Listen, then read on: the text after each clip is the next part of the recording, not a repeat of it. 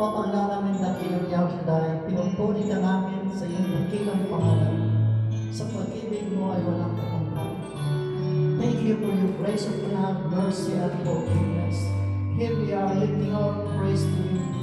We offer our lives as a living sacrifice, holy and acceptable.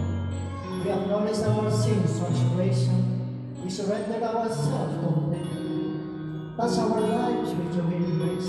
Pagpalain pa rin po ng itong araw at sasalungan namin sa galing ito na bawat katagang mamunong sa ating langit ay tingin at talagang sasalungan namin para naman kami makakamungay bilang sa tunay na anak mong kalulog sa iyo.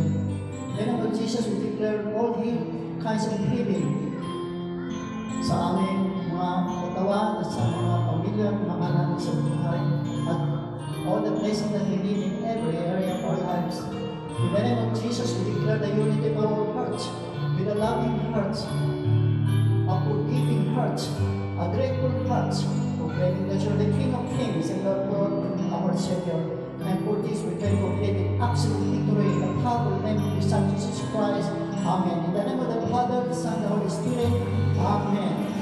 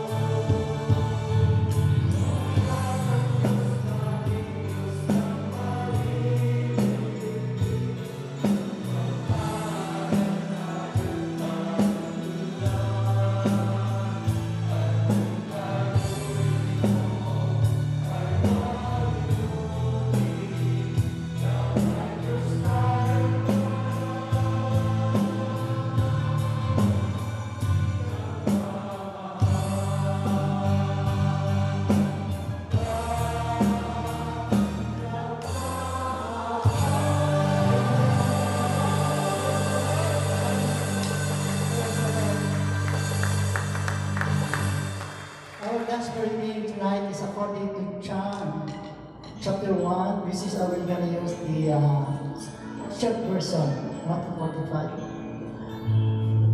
The sisters of Lazarus sent word to Jesus saying, Master, the one you love is ill.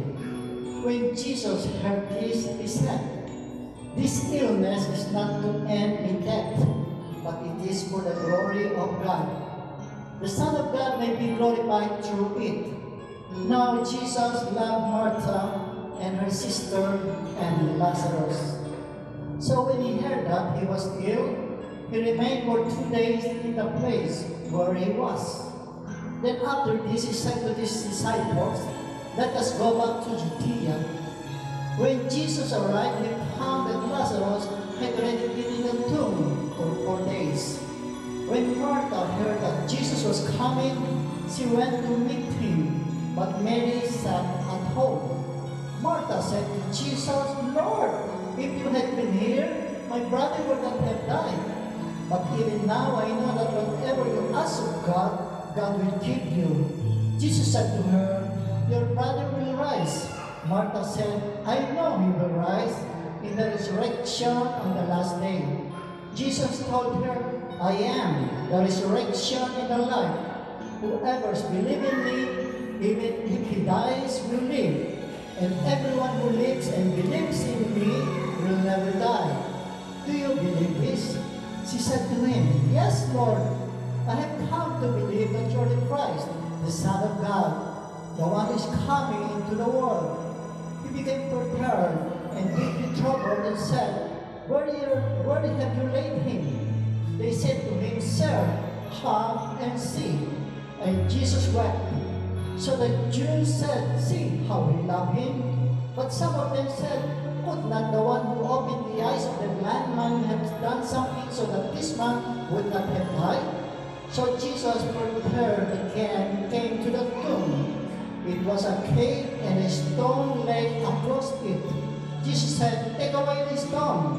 Martha and the dead man's sister said to him, "Lord, by now there will be a stench. He has been dead for 4 days."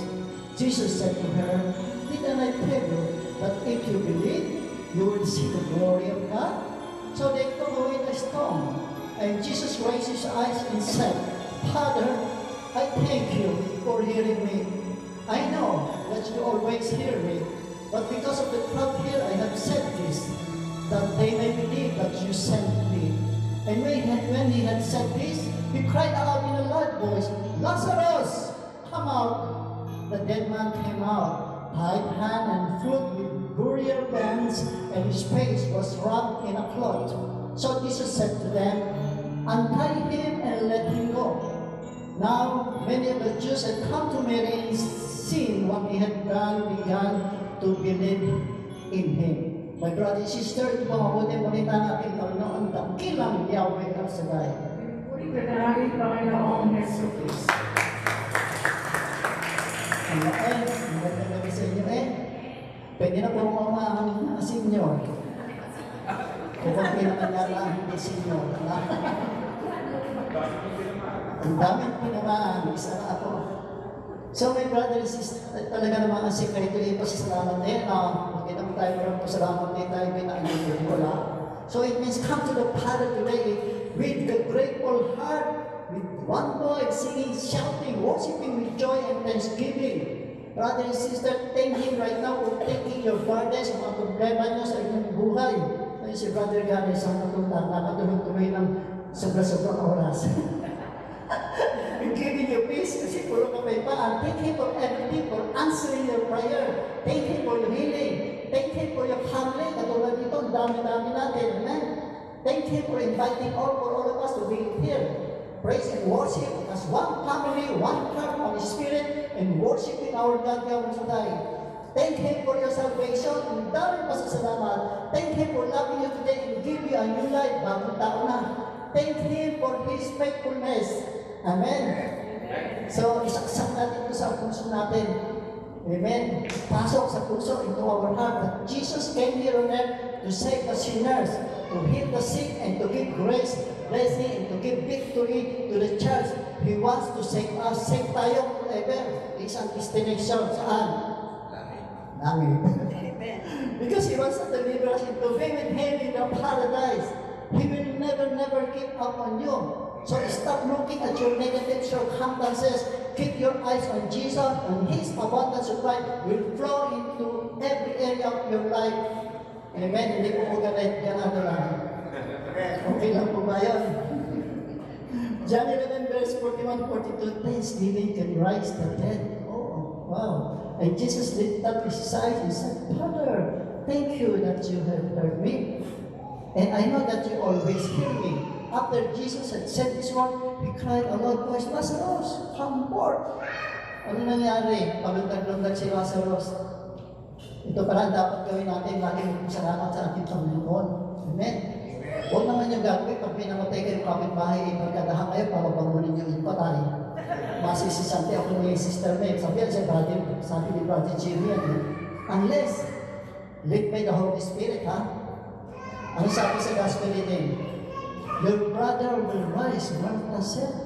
I know he will rise in the resurrection of the day. Hindi ko kalain na at that time, papabangunin siya ng Panginoon. Amen? Nabi sa kanya ni Jesus, ako ang pagkabuhay na mamuli ang buhay. Sino mang naniniwala sa akin, kahit siya'y natigbak o namatay, siya ay mabubuhay. Amen? At naniniwala ka ba sa akin? Sabi niya, hindi mamamatay ka naman. Sinabi sa kanya, opo, Panginoon, sabi ni Martha, ikaw ang Kristo, anak ng Diyos na darating sa mundo. Ano ba sabi sa gospel reading? Where you have laid him, sir, come and see. And Jesus wept. Napayak na naman si Jesus. Amen? Tingin niyo kung gaano siya kamahal ng ating Panginoon sa Kristo. Hindi ba kaya buwan ng pagiging kamanatan ng bulang isang bagay upang hindi mamatay ang taong ito, pinu-question si Yesu Kristo. And this is one of the greatest miracles that Jesus performed. Lazarus has been dead for how many days? 4 days. Jesus raised him. O, agdas na. Wala na, butot-balat na lang siguro. Amen? Sabi sa kanya Jesus, hindi ba't sinabi ko sa iyo na kung maniniwala ka, makikita mo ang kaluwalhatian ng Diyos. Wow. That was never God's plan. Jesus conquered sin and death. Those who believe in the Son have eternal life on earth. Temporary lang tayo sa ating dito sa amon nito, no? Eternity is forever. Ang kamatayan hindi kalaman original na plano ng ating Diyos. Dinaig ni Jesus ang kasalanan at kamatayan. Ang mga naniniwala sa anak ay may buhay o walang hanggan. Amen? You know, every time you attend a funeral, at ako'y nakaranas din ang pagdadalang mati ano yung bagay yan? Yung pumatay ang ating magulang, mati na? Wala niyo ba yung madali? Ang napansin ko lamang, pagdating ko doon sa yung viewing, yung gamay sa patay. Aba, isinabihan ako na isa na, Oy, Brother Jimmy, huwag kang maghahatid ng mga umating sa langit sa patay at ikaw isusunod na. Sabi ko, ang dami pa makikita na. Oy, Brother Jimmy, putulin mo na yung rosary, baka sumunod ka na. Kung nga pamayan ng magtatanda, di ba? Hindi man ako nakinig, tayo buhay pa rin ako dito. Nakakatakot yung mga pamayan ng matanda, no? At alam mo naman, lubos tayo nalulungkot sa pagwala natin na mahal sa buhay, no?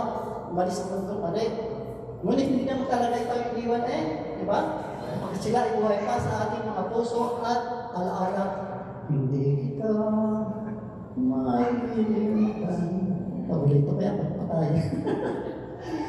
Hindi ko malimutan yung pare, sinasabi ng pare, talaga nang makiklas ng Diyos. Sabi ng pare ito sa Monte Cutina, ay huwag na kayong magdalaman masyado, tatlong araw na naman, dahil arit namatay na arit, o pagkay na arit, yung ina mo, yun ang sakit na, wala nang problema, wala nang tonggo, wala nang kasapitan, kain na lang ng kain, di ba? O sarap, importante, wala pang marites. Bigyan na siya sa marites, di ba? Tayo hindi pa biktima tayo ng marites. Nasa langit na, pasalamatan na, di ba? Kasi sinasabi sa Philippians 3 verse 20-21, but our citizenship is in heaven, and we eagerly await a Savior from there to the Lord Jesus Christ, who by the power that enables Him to bring everything under His control, will transform our lowly bodies so that they will be like His glorious body. Magiging katulad po natin ang body ni Yesu Cristo.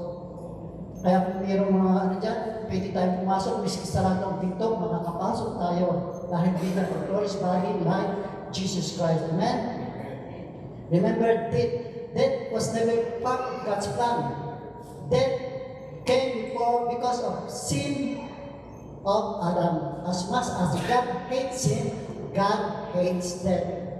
Jesus conquered not just sin, He conquered death. Beloved, believe that's the reason why Jesus went. Kaya po napaiyak si Jesus doon sa kay Lazarus ay hindi niya kagustuhan matibak o mamatay ang tao. Kaya nga nung dahil mamatay dahil nga sa ginawang kasalanan ni Eva at ni Adan. Actually, hindi naman dapat tayo matibak o mamatay. Pero hindi sila nagsisi. Nagpa-condemn sila. Amen? Hindi man kailanman bahagi ng plano ng Diyos yan. So, do not fear death. Sino man takot pa siya yung matibak? Ako, kunti na lang siguro. Kunti na lang. Because Jesus say, I am life, so shall you, and also live. Di ba? Whoever's believing in Him shall not perish, but have. Nagpapangawakan naman yung sinasabi ng ng Panginoon. He say, I was willing, for this is the will of my Father, that everyone who sees the Son and believes in Him may have eternal life, and I shall raise him on the last day. One brother and sisters, ang ating buhay naman ay passing by it. With second, minute, week, or months, napakikliya na. We cannot gain it back.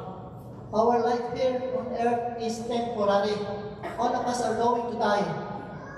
Una-una lang yan eh. Tomorrow may never come. Tomorrow may be too late. Parang isang patak ng ulan sa kalawakang dagat o isang buti ng buhangin sa dalampasigan. Ganyan po ang buhay natin kung para natin sa buhay na walang hanggan. Say na ay pag-usapan natin second reading ha. Kasi naalala mo sinabi ni Brother Gary sa Tuesday Convention. Papa, isinabong kami niyan. Brother, huwag niyo kalimutan naman isa ng second reading. Wala, sinabi ko na, Brother Gary, ikaw saksi.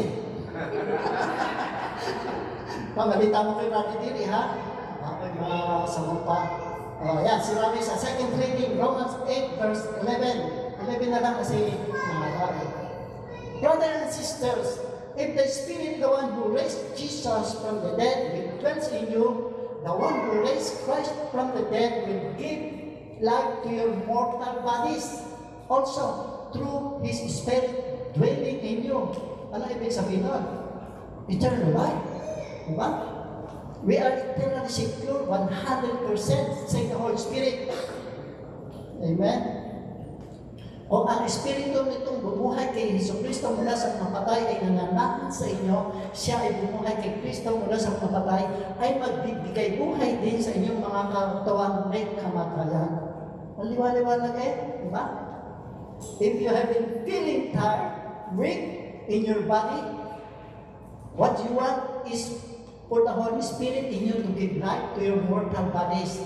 The same way He raised Christ from the dead. But how do we receive a boost or resurrection life from the Holy Spirit? Yan ang katanungan. How do we receive the life of God that will drive out the stubborn flu? Well, yung bubo kasi Sister Tina, di ba? Yan, ito kasagutan. How will drive out the stubborn flu or pounding headache or chronic fatigue? The answer lies in the preceding verse. And if Christ is in you, the body is dead. Hindi ka pa naman dead talaga. Because of sin. Because of sin, ha? But the Spirit is life because of righteousness. All of us are righteous because we have faith on the Son of the living God. Malapit na ang Good Friday, kaya sinabing Good Friday, mabuti tayo lahat. There was a divine exchange. We keep Jesus on the cross, our sins. And what? Ang kapalit? Righteousness. O tanggapin lang yung regalo eh. Because God made Him who had no sin to be sin for us, so that in Him we might become the righteousness of God. 2 Corinthians 5 verse 21. Siya po ang nagsabi niyan. Eh kung hindi nyo tatanggapin na regalo, hindi kayo. Gusto nyo lang malugi? Hindi. Kaya kung nakakaramdam kayo ng pagod at pag-uli nasa iyong katawan, gusto ng banal na Espiritu na sa iyo, bibigyan ka ng buhay. Amen? Purihin ang Panginoon.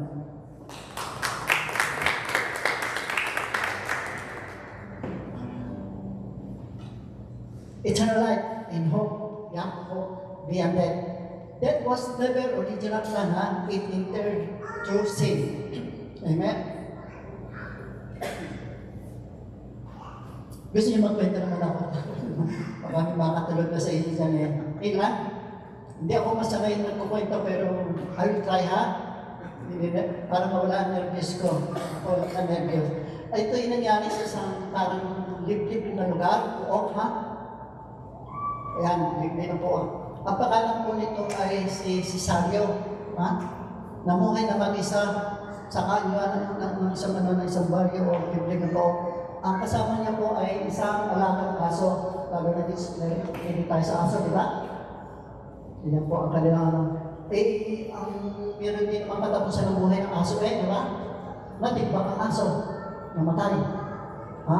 Kasi yung lungkot ka lang si Cesario. Hindi niya malaman yun ngayon. Sa pagmamahal sa kanya kay aso, gusto niyang mag-alay o pa-bless yung aso niya. Kasi mahal naman niya ang aso. Sa last na lang, sandali, gusto niyang, di ngayon, umahon siya sa bayan. Naghanap siya ng pare. Ang pangalan ng pare ay si Patricio. Ha? Patricio. Sabi niya, Padre, ako gusto ko sanang bigyan ng aalayan ng isa natin yung aking pinakamamahal kong aso. Ay sabi naman ni, ano pangalan ni Padre? Buti ka ba yun? Natasawin. Ano nalimutan mo? Patricio ba? Patricio.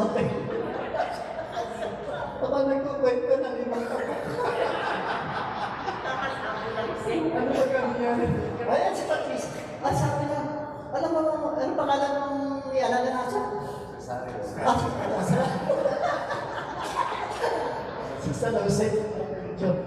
na si Sagan, Padre, talaga mo sabi na, si Padre Patricio, talaga namang ay nakaw, alam mo, si Sario, hindi ko na pwede pag-isahan ng aso mo Hindi ako nag-ano ng masama ng aso. Si Sario, sayang ko ito. Kasi ganito po sa bala ko Magbibigay po ko na 10,000 dolyar, pag-isahan lang po itong aso. Ito lang aso na. Naku, napasigaw yung pare. Ano ba sa? Sweet Mary, Mother of Jesus! Sweet Mary, Mother of Jesus, bakit hindi mo sinabing katoliko yung aso mo? Palito ka, inisahan na natin. Sayang din ang 10,000. Ayun, nagkaroon na 10,000 dolyares, pinag-misahan. Hindi pala naman ayun, okay lang ba ang kwento ko? Kung hindi okay, iiwan ka tuloy ulit sa susunod. Okay na, salamat naman po. Tingnan mo pili ko. John 9, this disciple asked him, di ba minsan, ang katanungan ng mga tao ay pag may sakit ang tao. Rabbi, who sinned? This man or his parents, di ba? Wala yung Diyo ang hinahanap yung kasalanan ng tao. Neither this man nor his parents sinned, sabi ni Jesus. But this happened so that the work of God may be displayed in his life. Di ba, last class pa rin natin, okay na? Ang dipit, pag-usapan ko ang kasalanan, kundi ma-display at ma-reveal yung biyaya at kalwalhatian ng Diyos. Huwag natin ang matula, no judgment, ha? When you see someone is sick or financial hardship, don't ask, did he sin or parents did? Instead, ask this question, why he is like this? Ito ang kasagutan. The answer is, so that grace of healing can flow to this situation. That is all we need to know. Because we have a merciful God, a compassionate God, a healing God, and a forgiving God, and a loving God. Nangyari sa Japan, di ba? Tsunami.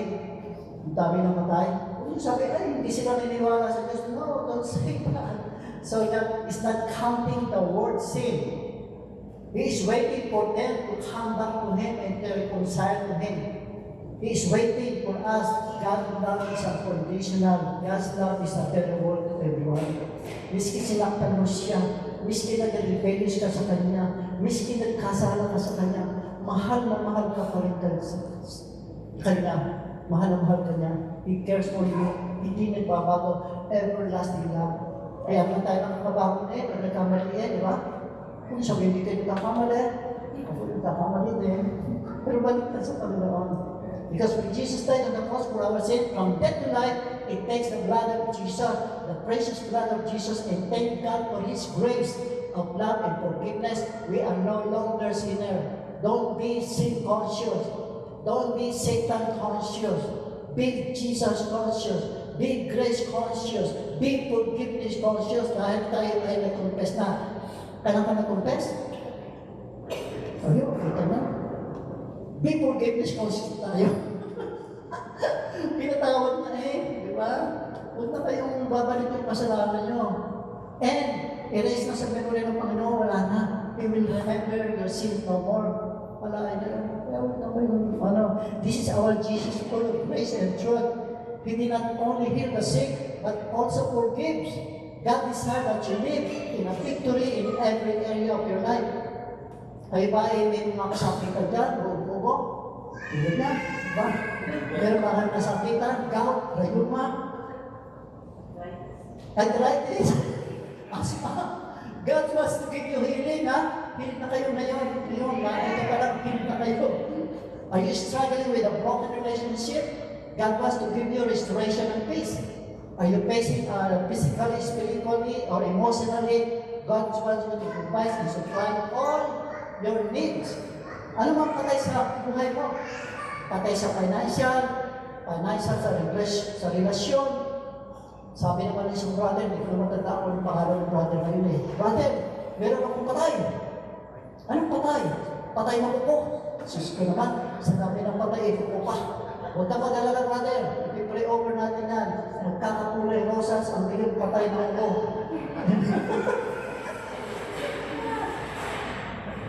Ito ang question. Question, ha?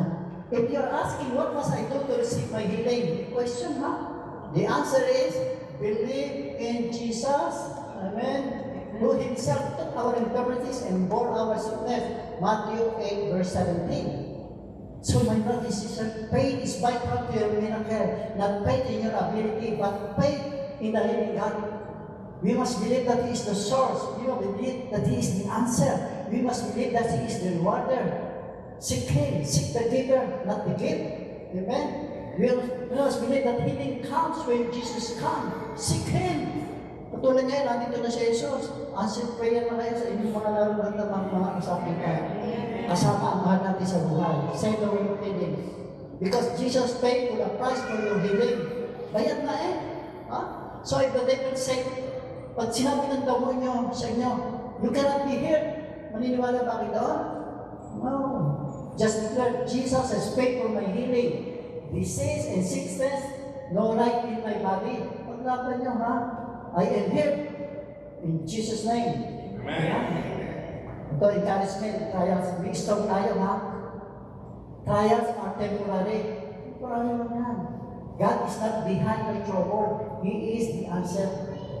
Jesus came in our darkest hour. Ito yun. Just came to His disciple. Tandaan niyo nung pinagyo ng mga disciple ko sa karagatan. Nagkaroon na kay Aaron. Mamaka sila. Tapos naglalakad si Jesus dun sa dagat. Over the top of the mga wave. Diba? God walks beside you. Strengthening you. And hears your cry. Run to God. Not away from Him. Always remember this. Paalala ha. May paalala naman tayo. Habang narito pa tayo sa mundong aray, may mararanasan tayong pagsubok. Trials, persecution, pang araw-araw. At nakikita ko naman sa inyong mga mukhain. Kitang-kita ko, daman-daman ko. Sa inyong mga mata, na kayo may problema. Hindi ko alam kung isa. Yes, kailangan ako may problema yan. Pero sabi na, ay, secret! Secret daw. Kaya nakikita ko datan niya problema na secret na lang. Alam naman natin, bakit pa may matahid palagi problema natin, ha? Alam naman yan. May problema, ha? Dahil problema natin, ito'y kanyang dulo kasi. Akala mo, hindi ko problema. Kaya hindi na tayo yung kalaban ko niya. Ang kaso ito sa atin some of us are in the Lord when feeling is nice. Kala nila, puro masayahan dito sa Exodus. Yung dagat, tuwa-tuwa ko Hindi. May problema yan. Pero kahit may problema, nakagiti pa rin yan. Dahil alam nila, pilit sila matatawagan. Yahweh na sa tayo. You just call out my name, and you know wherever I come running to see your grace. Tawag yung kay Jesus, nakapasagutin ka doon. Amen. Bawat isa na, we're going through a difficult moment in your life. Ano ba stop sa buhay mo? Pinanghinaan mo doon, umihila na, tumatanis na, umiiyak na, nawawala ng pag-asa. Bawat araw may pagtanis. Huwag kapatid, huwag kang mawala ng pag-asa ka. Be comforted that Jesus see what you're going through and always comes when you are in your darkness hour. Amen? Sa totoo lang naman eh, alam niyo, minsan, si-share sa akin kapatid.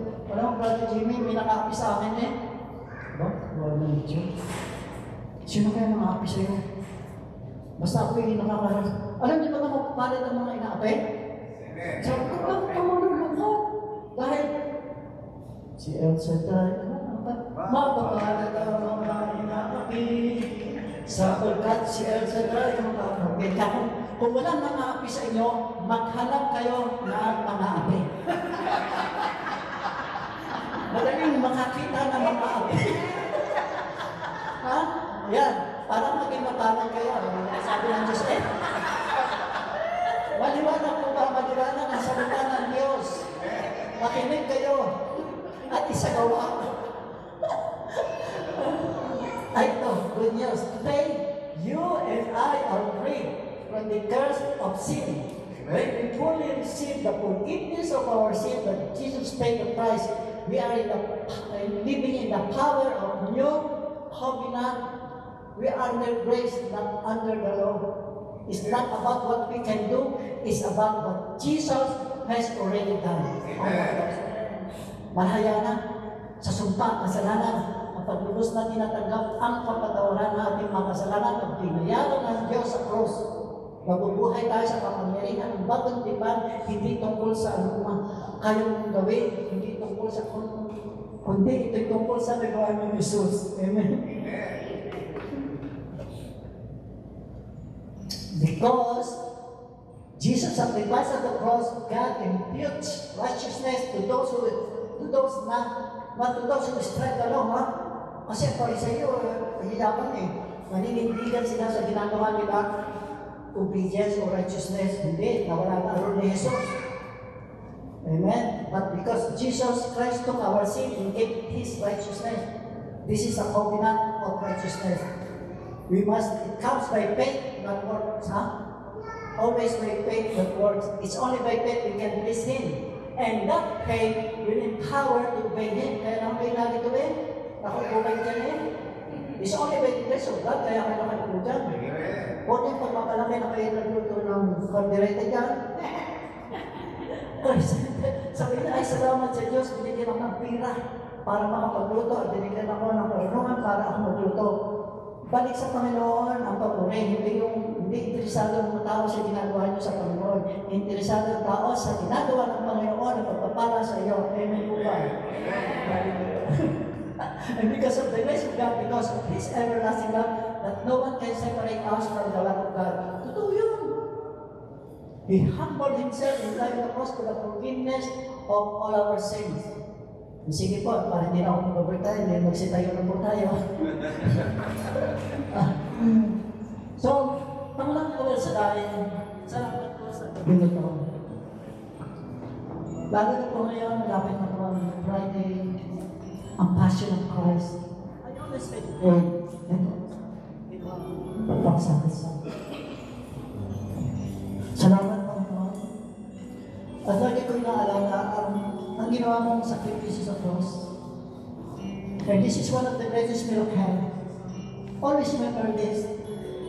Jesus being here on earth became a man, began to serve,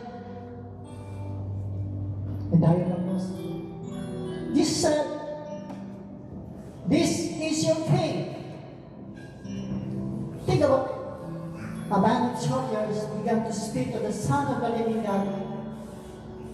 Pakarami nga. He was covered by the spittle, but he was clothed with glory. He carried his cross by the Dolorosa. Having spit upon mud would come up towards myself. And the people walk by. If you are the Son of the living God, let him come down on the cross. Jesus said, Father, forgive them, for they know not what they do. Nothing was more painful for the Father. This is my beloved Son, hung on the cross alone. Jesus cried, My God, why have you abandoned me? After 6 hours was over, Jesus cried, It is finished! And then, my brother and sister, by grace, we are saved. Thank you, Father Lord. Thank you.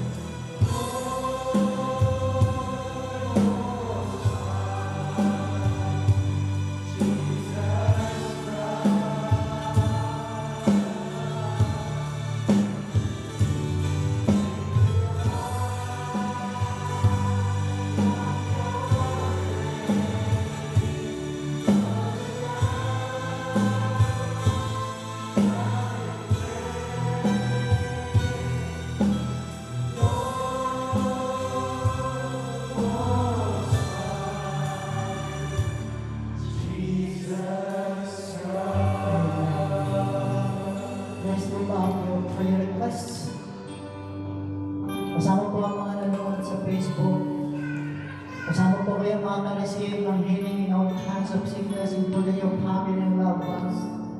We also pray for you. Kasama kayo sa lahat ng pagpapalang na receive namin sa gabi nito. Ngayon na sa puso ng namin, pinataas namin sa pangalan ni Jesus. Sinasabi natin pala na aklat ng Mateo 18, verse 19 to 20. Mali kong sinasabi sa inyo, kapag dalawa sa inyo magkarisari ito sa lupa sa paghingi ng mga bagay, ipagkakalog ito sa kanilang ang aking Ama na sa langit. Ito sapagkat dun sa ang dalawa o tatlo nagkatipon sa aking pangalan, naroon ako sa kanilang kalagitnaan. Again, I tell you, that if two of you on earth agree about anything you ask for, it will be done for you by your Father in heaven. For where two or three come together in my name, there am I with them. And now it is the moment, the time for you to receive your healing. You're the healed. Pasalamatan ang Panginoon. Sickness you have tonight, you receive healing. Just receive it in claim it in faith. Jesus, your healing. It is Jesus who healed you.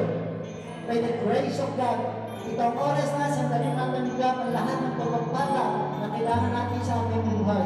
Nagaling na sa pangalan ni Jesus. Thank you for your miracle of healing in Jesus' name. God is walking beside you, strengthening you when you cry out to God. He will answer us. He wants us to be prosperous, healthy, and rich. Upang namin kakilala ko tayo hinigalan sa pangalan ng iyong bugtong anak si Jesus Cristo, bigyan mo ng kakayahan